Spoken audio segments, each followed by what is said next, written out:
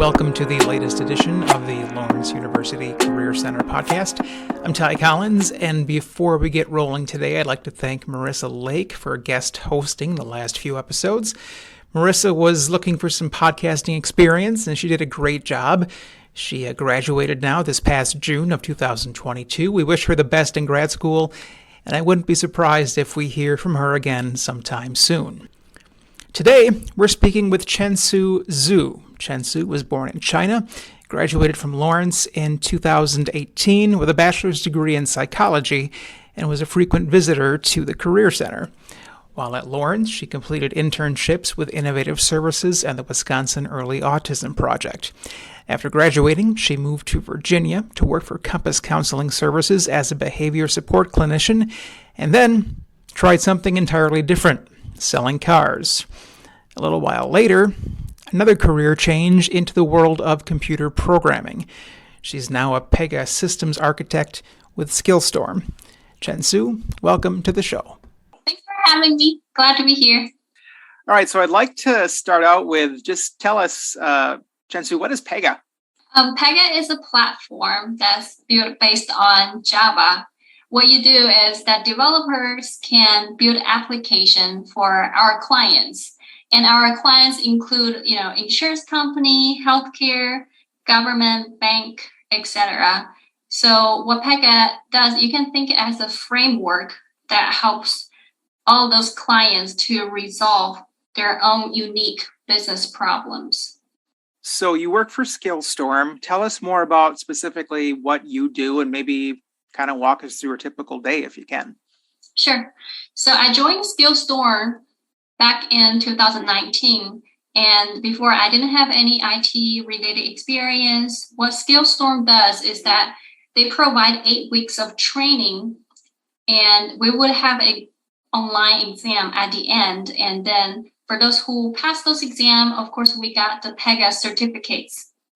And after you got all this experience, training, and certificates, Skillstorm would start scheduling you interviews with companies like Sky Solutions, Tech Mahindra, Ernst & Young. So I passed a few interviews, and now I'm a contractor of Ernst & Young.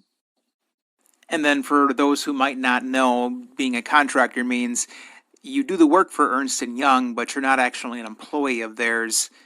You are still an employee of Skillstorm. Yes. And you do your work remotely? Yes. How do you like working from home versus having to go to the office?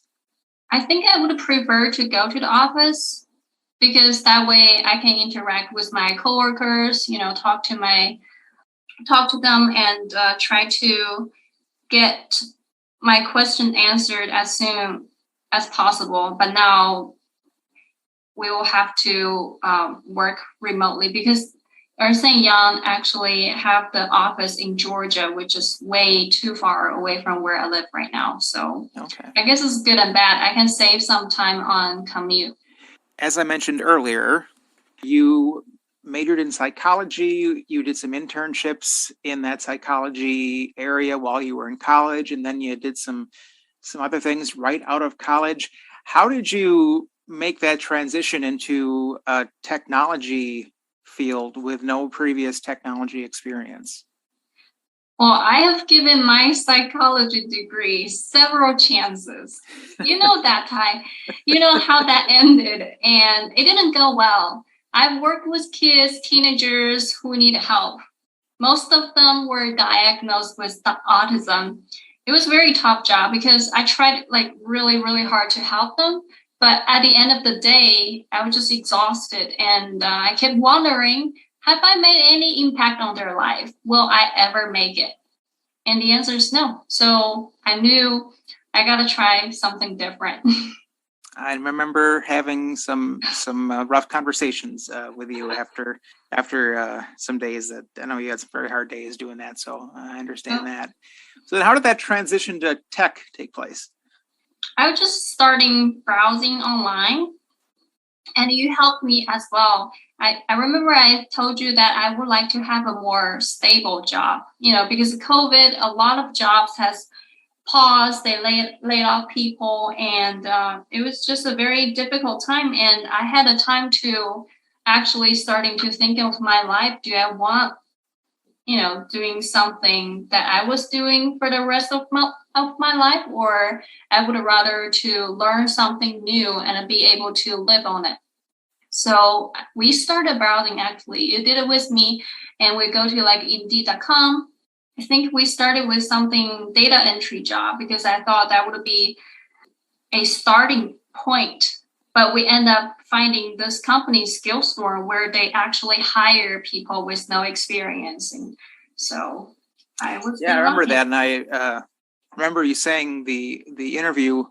You were nervous about the interview because you didn't have the experience, but you said it went actually really well. It went surprisingly good. Mm-hmm.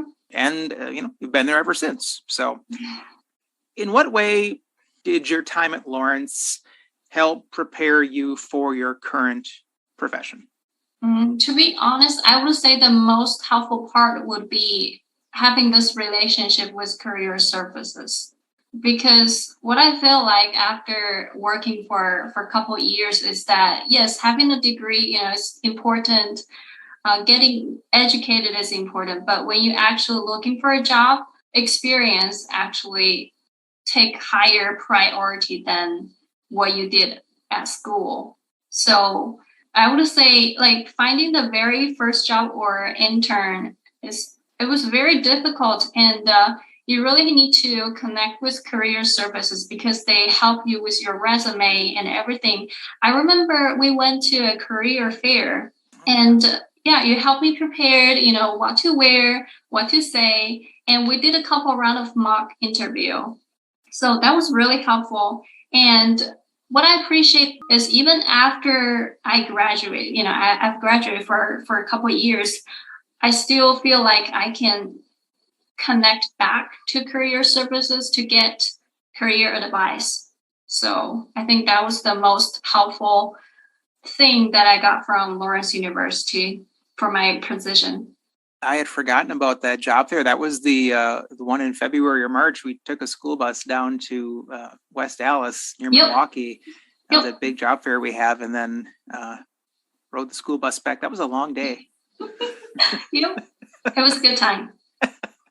Well, I appreciate you having those nice things to say about our office, and definitely you frequented the office a lot, and that shows your dedication to and commitment to finding the right fit for you and pursuing a career. And there's no required number of visits to the career center, but you made the most of your opportunities, and that eventually paid off. So we were very happy to have you, and I was very fortunate to meet you and become friends with you. So now there was that period between using that psychology degree and moving into IT where you sold cars for a while. What was that like? It was fun. It was really fun because after I worked with, kids and realized that I am a very result-oriented person, that I need to see the result. I can't just work on a project or work with somebody without seeing any progress. So I decided to try something new. I feel like selling cars could be one of them, right? You put effort on it, you would sell a car. Oh, that's wrong. That was the wrong image. So I got to talk to a lot of people every day. It was actually pretty interesting. I enjoyed talking to people, and they would tell me all different kind of story that I don't remember. The only downside is that I was not good at persuading. I mean, you would think psychology would taught me something, like the foot in the door technique, whatever technique they taught me. I could not get a hang of it. I was not selling cars. I was just mainly talking to people, wasting our times. I think sales is just that kind of job where either you naturally have the ability to sell or you don't. It's something that's hard to teach, I think. Yeah, I don't know how other people is doing it, but I get distracted so easily. If people ask me some questions, I would answer, but then we drift away from I was selling cars, and then we went to the wazoo and never come back. Well, it doesn't sound like, though, it was a terrible experience, and it sounds like you probably got a couple good stories out of it. Yep. As I mentioned earlier, when we began the podcast, you were an international student when you arrived at Lawrence. What advice do you have for current Lawrence international students as they start to think about summer internships or post-graduation jobs? What should they be doing? I think they should be starting looking into a job now, no matter if you're freshman, sophomore, but you have to start now. That the earlier is the best, because like I mentioned, yes, doing school related activity is important, but just think about when you are finally ready to find a job, but on your resume, all you have was school activity. That's actually not as good as another student who already have several interns or job opportunities on their resume. I would say, call career services now, call them today and schedule an appointment as soon as possible. That's what I would suggest. And also, if you don't have a resume, or you're not ready, you think you should wait, no, don't wait. Just start now. It is important that international students should know that if you are going to do an internship while you're at Lawrence, it has to be in your field of study, which isn't true for domestic students, but for international students, that is a requirement. So that even requires a bit more time and work to find those opportunities. Yeah, and if you're a psychology major, and you're looking for a job, you can still reach out to me, that I can help you, find some related field jobs that it was not a good fit for me, but it might be a good fit for you. And that leads us right into this, which is you are available on LinkedIn. That's how I found you, and you responded right away. So you must be on there quite a bit, and just asked you to join us here, and you did. So students can find you there on LinkedIn if they do have questions. Is there anything else you would want our audience to hear from you about your story before we wrap things up today? Yes. One more thing I would like to add is that I feel like when everybody started to looking into a job, most of people, like not everybody, but I think most of the students would be wondering, what do I want to do? And if this is the job for me? And from my experience is that the answer is actually not that important, because the more jobs you try, the better you will understand yourself. And even if you get a job that you don't like right now, but you still get experience of, okay, hey, I don't like this type of job because of XYZ. So in the future, I will try to find a job that doesn't have this XYZ. So having an summer intern is really, really valuable, because it's not required to get a desired job right now, but it's to experience, to know yourself better. Just give it a try. That's great advice. We should hire you to work in Career Center. I did. I tried to apply career services, and you guys rejected me. What were we thinking? I don't know.